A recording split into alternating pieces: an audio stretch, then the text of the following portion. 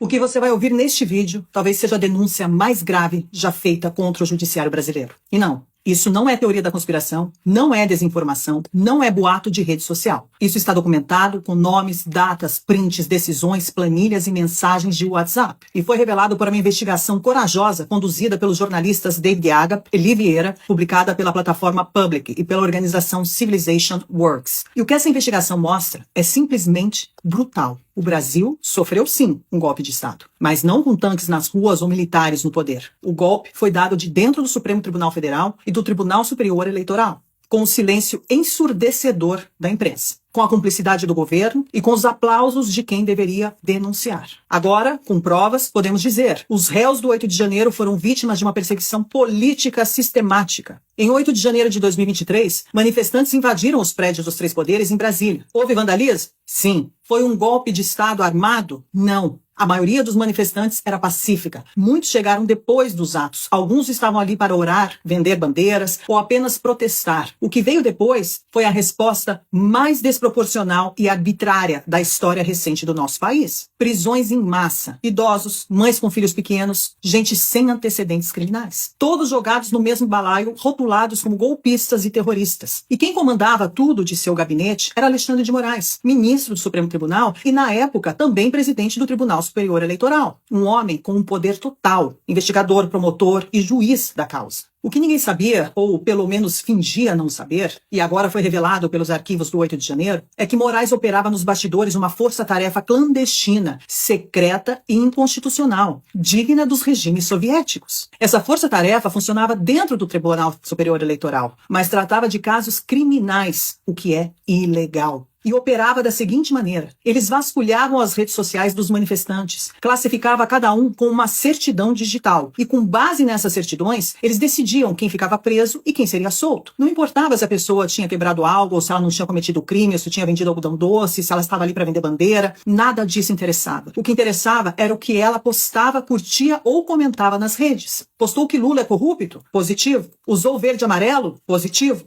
Compartilhou memes sobre as urnas eletrônicas? Positivo. Se a sua certidão era positiva, você continuava preso e ponto. A investigação revela os principais nomes por trás dessa operação. Cristina Kuzahara, chefe de gabinete de Alexandre de Moraes, que coordenava os bastidores. Eduardo Talhaferro era chefe da assessoria especial de desinformação do TSE. E Ayrton Vieira, um juiz instrutor do STF, responsável pelas audiências de custódia. E tudo está documentado em mensagens de WhatsApp oficiais. Em uma delas, Ayrton Vieira, que deveria ser imparcial, escreveu em tom sarcástico e cínico que nas audiências de custódia possamos dar a cada um o que lhe é de direito: a prisão. Em outra mensagem, Kuzahara ordena: a PGR pediu liberdade provisória para eles, mas o ministro não quer soltar sem antes a gente ver nas redes se tem alguma coisa. Ou seja, as prisões estavam sendo mantidas de forma ilegal, enquanto a equipe de Moraes, ou melhor, a Gestapo de Moraes, vasculhavam as redes sociais dos presos. Um dos casos mais absurdos é de um vendedor ambulante, Ademir Domingos Pinto da Silva. Foi preso mesmo sem ter participado da invasão. Ele estava lá só para vender bandeiras e foi classificado como positivo por tweets de 2018 criticando Lula e o PT. Ele passou 4 meses na prisão e agora ele usa tornozeleira eletrônica. Uma mulher foi classificada como positiva por compartilhar uma petição com 0 visualizações. A pastora Marisa Lobo, de São Paulo, foi condenada a 17 anos de prisão por ter ido rezar em Brasília. A aposentada Vildete da Silva Guardia, de 74 anos, foi presa por engano.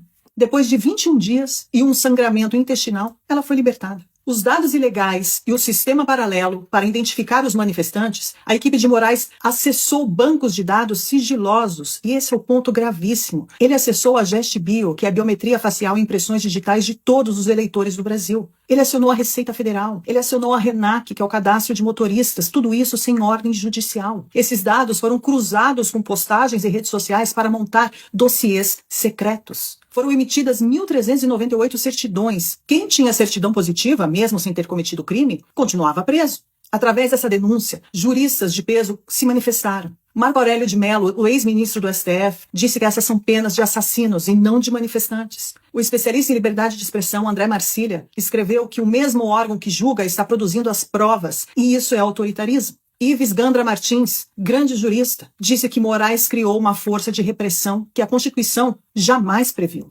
A gravidade do escândalo rompeu as fronteiras. O governo dos Estados Unidos, que já sabia de tudo isso, sancionou Alexandre de Moraes por violações de direitos humanos. Donald Trump aplicou uma tarifa de 50% sobre exportações brasileiras, em resposta ao processo político contra Bolsonaro e pessoas inocentes. Lula respondeu dizendo que o Brasil é soberano. Mas os arquivos, senhor Lula, provam que a soberania popular foi sequestrada por dentro das instituições.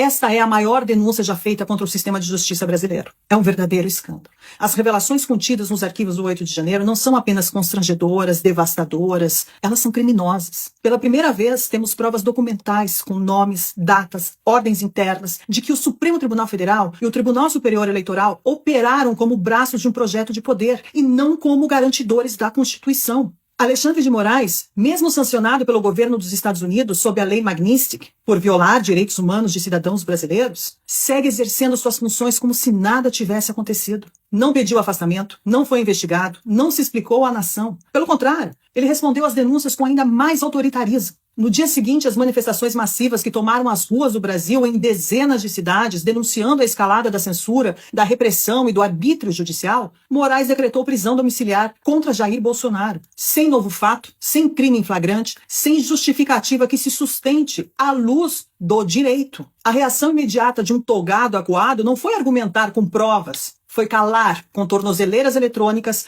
todos os seus opositores políticos. O verdadeiro golpe de Estado no Brasil não partiu das ruas, partiu dos gabinetes blindados das mais altas cortes da República. Um golpe sem armas, mas com algoritmos, sem tanques, mas com biometria facial, planilhas e hashtags invadidas e manipuladas. Um golpe que substituiu o devido processo legal por grupos de WhatsApp secretos, que usou